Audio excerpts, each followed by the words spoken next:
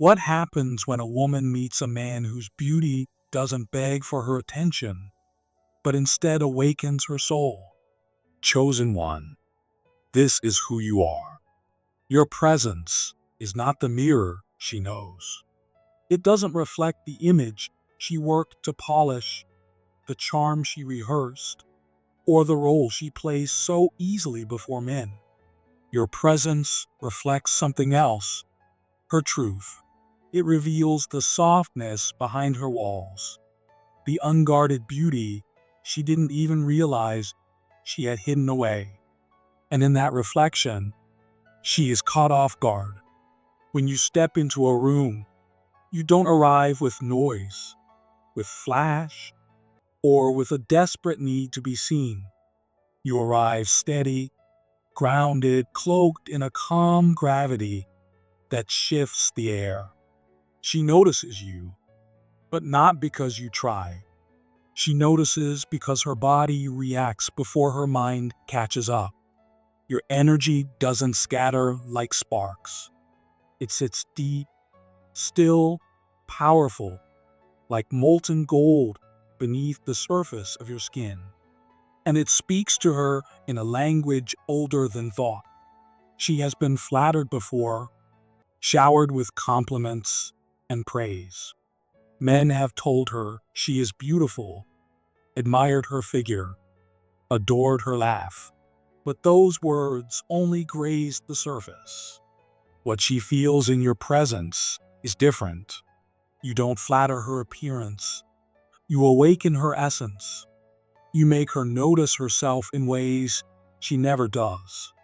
She becomes aware of her breath, the rise of her chest, the tilt of her shoulders, the very rhythm of her femininity. And she feels this not because you are charming her, but because you are whole in yourself. She is not used to men like you. Most men decorate themselves because they lack depth. They perform, they chase, they demand attention. They glow for a moment like matches, bright, desperate, eager, and gone. But you are not like them. You are not decoration. You are declaration. Your beauty is not something you put on. It is the natural proof of the man you have become. The symmetry of your face, the steadiness of your walk, the sharpness in your gaze, these are not the results of performance. They are the result of discipline, silence, and alignment. That is why she doesn't just look at you, she experiences you. You become a mirror that forces her to see more of herself. And in that moment, she doesn't know whether to run or to remain. That tension humbles her, not because you played with her emotions, but because your presence redefined beauty itself. You don't posture. You don't peacock. You don't beg to be desired. You stand rooted in yourself, unapologetically whole. And that wholeness shifts the atmosphere. You are not simply handsome, you are present. And that presence doesn't seduce, it awakens. She may blush, stumble, avert her eyes, or stand taller without knowing why. But beneath it all, she feels a reverence she has never felt before. She has met men who wanted to conquer her beauty, but you are the first who reminded her of her own. She has been the radiant one for so long. She knows how to glow, how to dance in the center of attention, how to make her beauty feel like perfume in the air. Men have circled while she performed. That rhythm was hers to control, until you appeared. Suddenly, her glow was reflected back to her, not diminished, but met with something deeper. You did not overshadow her, you matched her. And in that meeting, she realized something rare. It was not your looks alone that shook her. It was your restraint. It was the purity of your gaze. It was the fire you carried silently, not scattered outward, but contained, alive, steady. She has known men who tried to shine like sparks, but you radiate like the sun, stable, effortless, unapologetic. You do not try to be light. You are light, and that fact alone unsettled her sense of control. For the first time, she became the one adjusting, second-guessing, searching for balance. And instead of resenting it, she was humbled. In you, she does not see competition. She sees a standard. She remembers that a man's radiance is not meant to blind, it is meant to bless. And your very existence became a blessing to her spirit. Her eyes may have caught your jawline, but it was your silence that held her. Her breath may have stirred at your frame, but it was your composure that stayed in her memory. You did not rush to impress. You did not scatter yourself to win. You stood whole, rooted, and that rootedness became unforgettable. That is why, days later, she still thinks of you, not because of your looks alone, but because of how you made her feel. You left her with questions she cannot answer, curiosity she cannot quiet, a longing she cannot explain. You did not blind her. You awakened her. You did not conquer her. You blessed her. You did not chase her. You stood true, and that truth has made you unforgettable. Chosen one, you have stepped into a place that very few men will ever touch. You are no longer trying to carry the image of power. You have become the living proof of it. Yet what makes you rare is not the weight of your strength alone, but the gentleness you allow inside it. You are the man who is called beautiful not because of the symmetry of your face or the polish of your form, but because of the substance that radiates from within. Your beauty is not shallow, not surface, not temporary. It is the kind of beauty that stops her in her tracks, the kind that makes her whisper without even realizing it. And when she calls you beautiful, when she says she cannot look away, understand this. She is not praising your image. She is revering your balance. The perfect meeting of flame and water, of gravity and grace, of fire that burns yet never consumes. The softness you carry within your power is what sets you apart. And in that softness, you do more than catch her attention. You heal the parts of her the world once told her to guard. There is a sacred moment that takes place when she looks at you. It is not loud, not dramatic, not for show. It is a quiet stillness, a pause where the entire world seems to fade. In that suspended instant, all of her practiced behaviors, all the roles she has played, all the charm and allure she has learned to master suddenly fall silent, because her spirit recognizes something it cannot explain. It sees you, not the man who is chasing, not the man who is offering, not the man who is trying. It sees the essence of one who simply is, steady, unmoved, like a flame that refuses to flicker no matter how the winds blow. And in that presence, her soul sighs in surrender and whispers a truth she has never said aloud. This man is beauty, not the beauty that flexes for applause, not the beauty that hides behind mirrors, but the beauty that has endured, that has been carved by fire and refined in silence.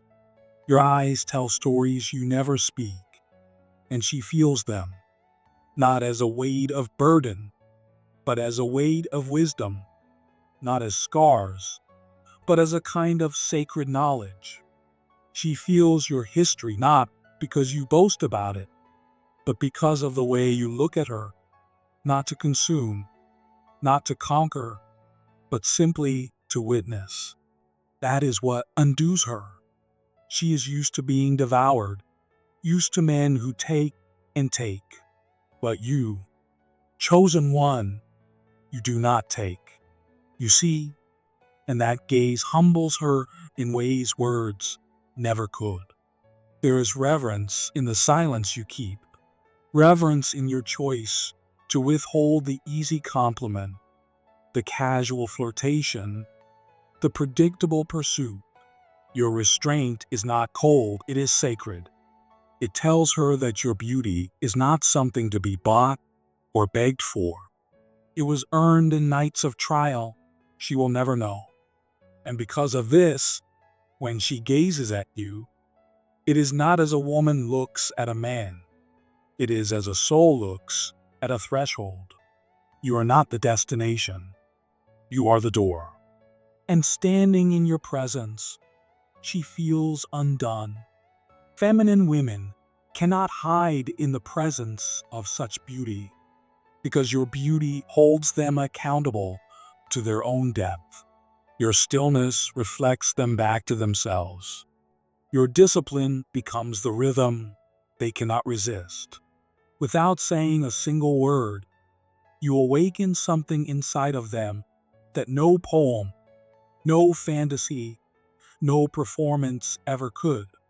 You awaken the desire to surrender, not to you as a man, but to the truth you embody. And in your eyes, that truth burns like an ancient star. It cannot be proven. It cannot be explained. But it cannot be denied. That is why her gaze lingers. That is why she cannot look away. Because your beauty does not entertain. It reveals. And revelation is irresistible. Even when you leave the room, you remain. Not as a fleeting impression, not as a name she writes down in a diary, but as an echo that lingers in her bones. You did not charm your way into her thoughts. You anchored yourself into her nervous system simply by being whole. And now, no matter how noisy the world becomes, she will always find herself drifting back to your stillness. Because it was not your words that marked her, it was your essence. And essence cannot be forgotten. Feminine women struggle to explain you to others. They cannot put you into categories. You are not the loudest. You are not the most polished. You are not the one trying to impress. And that is exactly what haunts them. Your sexual energy is not something you throw out like bait, hoping to catch attention. It stays within you like a mountain holds fire, quiet, smoldering, timeless. And when you walk away, they do not just miss your presence. They miss the atmosphere that came with you. You did not bring storms. You brought clarity, and that clarity made them feel more like themselves, not less.